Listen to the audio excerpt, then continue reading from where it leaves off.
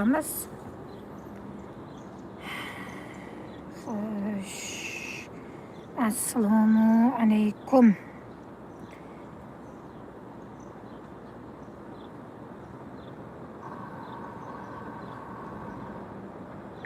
To'g'risini aytsam, efir qilish niyatim yo'q edi. Ertaga qilish niyatim bor edi o'zi.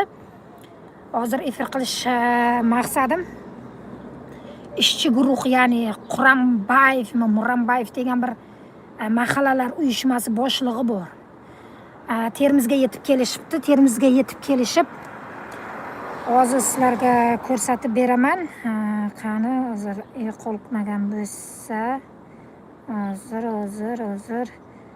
hozir Instagramda topaylik. Qani bu maymunlar hozir Surxondaryo.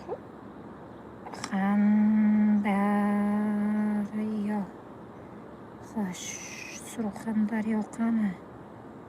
Qayerda yo'qoldi bular? Xo'sh. Hozir qani ekan saqlanit? Hozir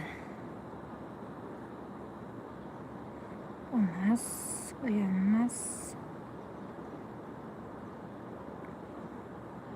Xo'sh, hozir topolmayapman. Bu o'tib ketdi, bu telefonimda qolib ketdi. Xo'sh. Masqarabozlarni ko'ryapsizlar. O'zingizga yana bir marta tushuntirish berib o'tib ketaman. Aziz tomoshabinlar, bu haqida alohida bir videolar tayyorlash, kontentlar tayyorlash va bu kontentlarni Ulug'bek Ashur akani kanalida chiqarish niyatlarim bor. Ulug'bek Ashur aka bilan ham gaplashdim. Ya'ni u kishi rozi bo'ldilar. Fazilat, sizning muxlislaringiz meni kanalimda ham bor. Ko'p kishi juda ko'p so'raydi. Ya'ni Salima va Fazilatni videolarini chiqaring, nimaga chiqarmayapsiz degan takliflar menga juda ko'p keladi. Shuning uchun bemalol video tayyorlab bersangiz, men chiqarib beraman deganlar.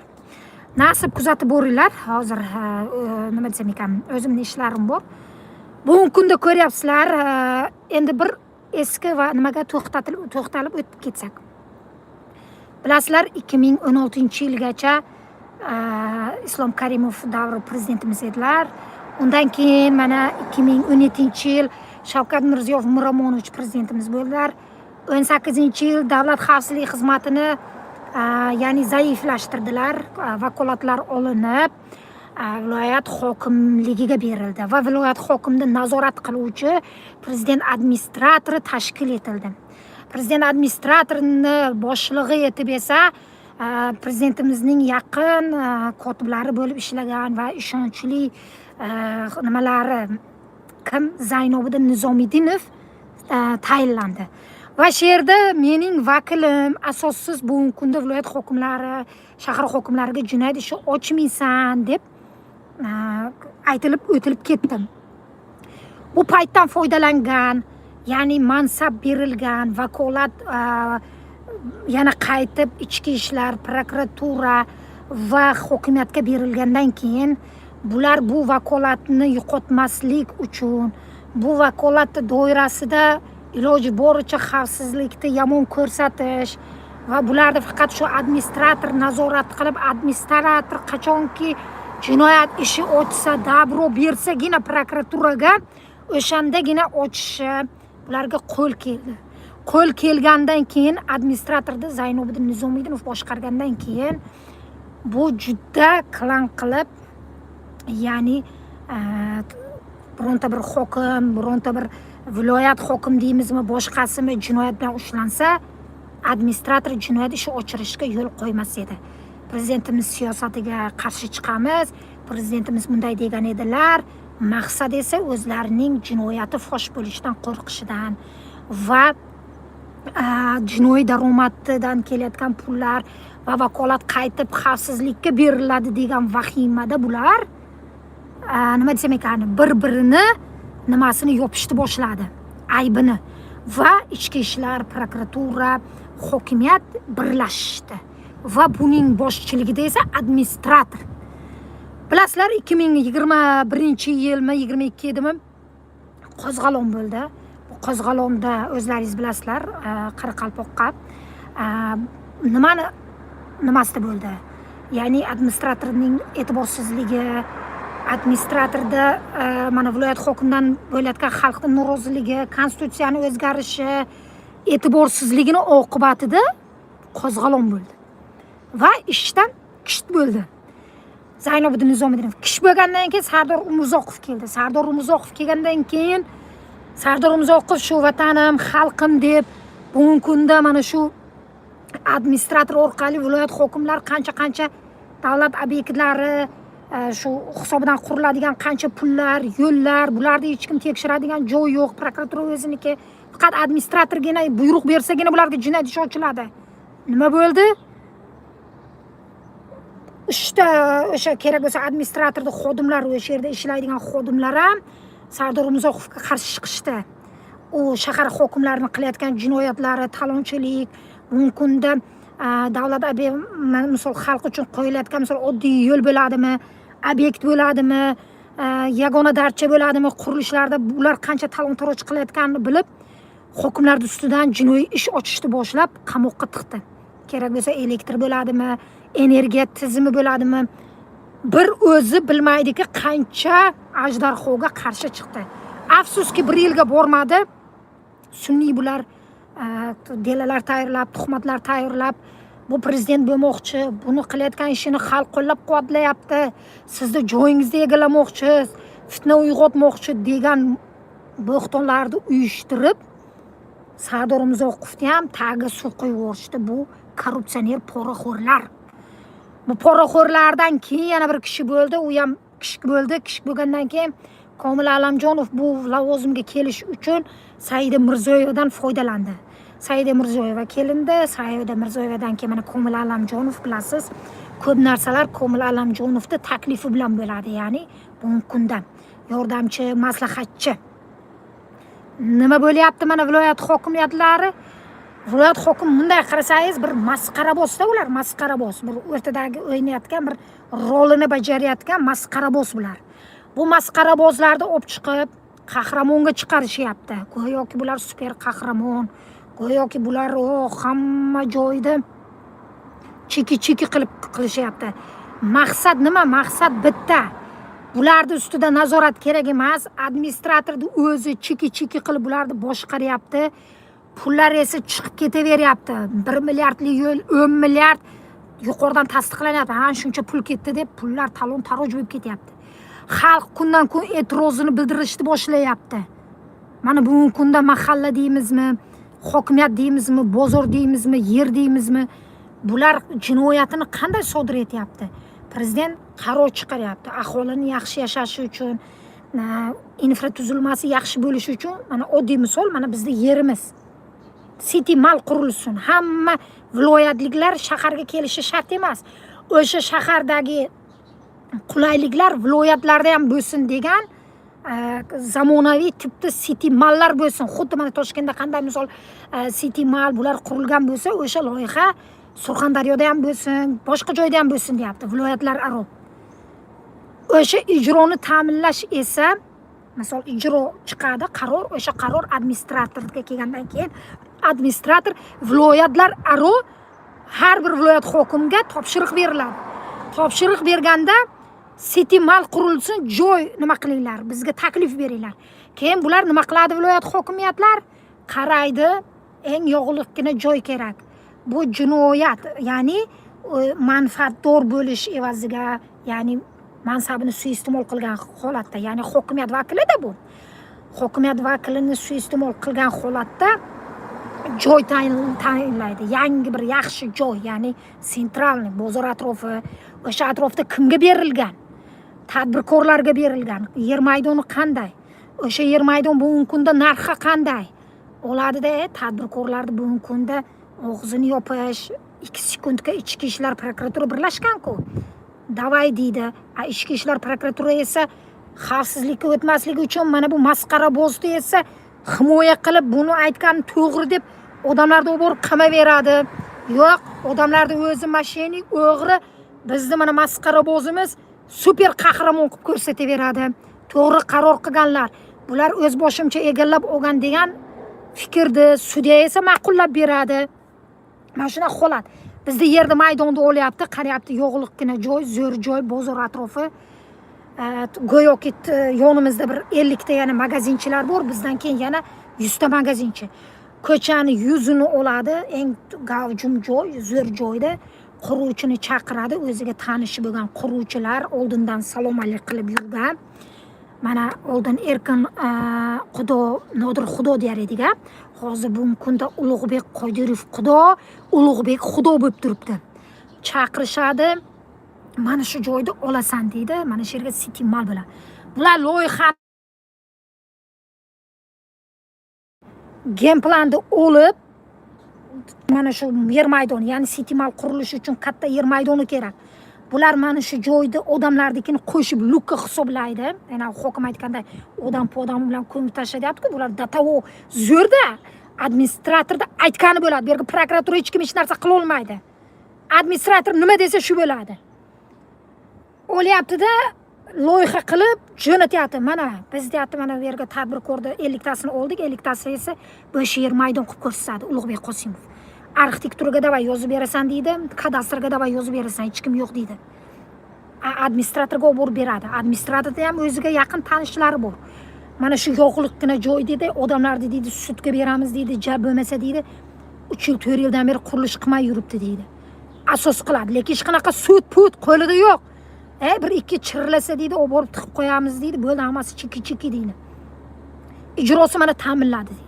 Maqsad esa bu yerda o'sha insonlarning joyini tortib olib, o'z manfaatini yo'liga, jinoiy daromadidan topgan pullarni esa legallashtirish, shilish. Administrator esa tasdiqlab beryapti. Bizning joyimizni, yo'limizni peshoxodlar bilan qo'shib berib, bizning joyimizni ham loyiha qilib olgan, gameplan qilib Ulug'bek Qodirovga ko'rsatib bergan. Quruvchi tashkilot Turkiya kompaniyasi bilan birga ko'rsatib beryapti. Mana sizlarga tomosha. Bular shunchalik zo'r beryaptiki, nima bo'lsa ham shu xavfsizlik ustimizga nazorat qilmasin, berilmasin, bizni o'zimiz zo'r qilyapmiz deb bekordan bekor Milliy gvardiya, bekordan bekor patrul post xizmati tashkil etilmayapti. Maqsad bizni o'zimiz boshqaryapmiz, ichki siyosatni hamma rozi, viloyat hokim zo'r. Mana kecha bitta misol keltiraman. Ulug'bek Qosimov Muzrabotda bir xonadonni bezab beribdi, remont qilib. Borib uni prezidentimizning bugungi kunda kam ta'minlangan oilalarga e'tibor qaratish va ularga ko'maklashish va ularni moddiy tomondan manfaatdor rag'batlantirib turish maqsadida bugun Ulug'bek Qosimov Muzrabot yashash xonadonida nima ko'rsatib, palon pistoncha uylarni qilib berdi deb ko'rsatyapti, ko'z qilib. Xo'sh, ha, yaxshi remont qilibsan. Hammanikini qilyapsanmi yo lotereya o'ynatdingmi, jackpotdan chiqdimi Muzrabot xonadon? Bunaqa xonadon tiqilib, to'lib, toshib yotibdi. Yaqinda odamlar sadaqa so'rab chiqadi ko'chaga-da. Seni nima deyapti? Kambag'allikdan qisqartir, o'rganish qil. Bugungi kunda insonlarimiz nimadan ko'pincha e'tiroz, ya'ni tadbirkorlik qilayotganda nima xalaqit beryapti? Bugungi kunda qanday aholini kambag'allikdan chiqaramiz, qanday chorvachilikni rivojlantiramiz, qanday dehqonchilikni eksport darajasiga chiqaramiz deb beryapti. Afsuski, mana bular kallasi bor, miyasi yo'qlar. Nima qilishini bilmay, yana bittasi mana bugungi kunda ko'ryapsiz, birovni uyiga borib, uyingni nimaga tozalamayapsan deb chiqyapti. Datavo miyasi yo'qligidan nima ish qilishni bilmay, ma'no, mazmun, mohiyatini, farmonni ijrosini ta'minlashini bilmagan hokim birovni uyiga borib, xolodilnikini ochib, xolodilnikingni nimaga tozalamading deyapti. U xonadonni egasi agar men o'rnida bo'lganimda bir bel bilan ketmonni berar edimda, davay poybel qilmani ber der edim. Sug'orib ber der edim. Qo'ylaga bir nimani berib, meni atyorkani, svetimni sozlab ber der edim. Joyiga bo'lganimda agar. Bu masqarabozlarni yig'ishtirib o'ylab, bu masqarabozlar faqat talonchilik. Bu talonchilik orqali ayrim mansabdorlar, administratordagi xodimlar, ayrim vazirlik, mana bu kadastr vazirligi deymizmi, arxitektura vazirlik talon taroj qilyapti budjetni pulini, kelayotgan chetdagi prezident olib kelayotgan kreditda. Prezidentning maqsadi kreditni olib aholini yaxshi yashashi, turizm oqimini yaxshi qilish, davlatlar bilan chegarani ochib hamdo'stlikni oshirish maqsadida pullarni olib, maqsad zamonaviy Yevropa uslubida qilish. Lekin bular o'sha maqsadni ko'rib 1 milliard bilan bitadigan joyda 100 milliard ketadi deb talon-taroj qilishyapti. Boshlarida ega turadigan oldingi xavfsizlik xizmati yo'q. Administrator turibdi. Administrator to'ki bularga davro bermaguncha prokuratura jinoyat ishi ochmaydi. Kerak bo'lsa hokimga o'zi yordam berib, qaysi fuqaro chiqib haqqini talab qilsa, o'sha prokuraturani o'zi o'sha tadbirkorga jinoyat ishi ochib, ichki ishlar bilan qamab qo'yadi.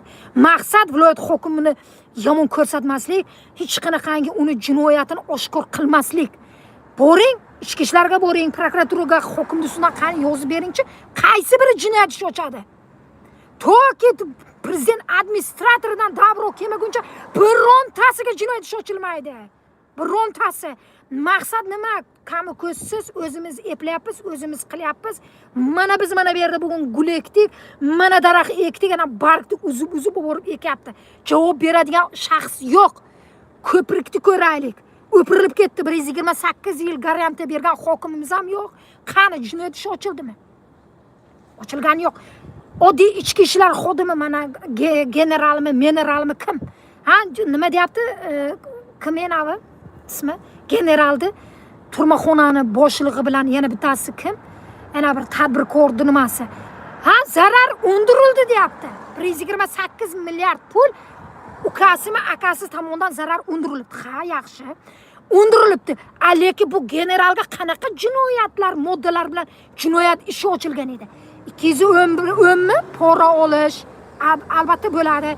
Restorata yo'li bo'ladi.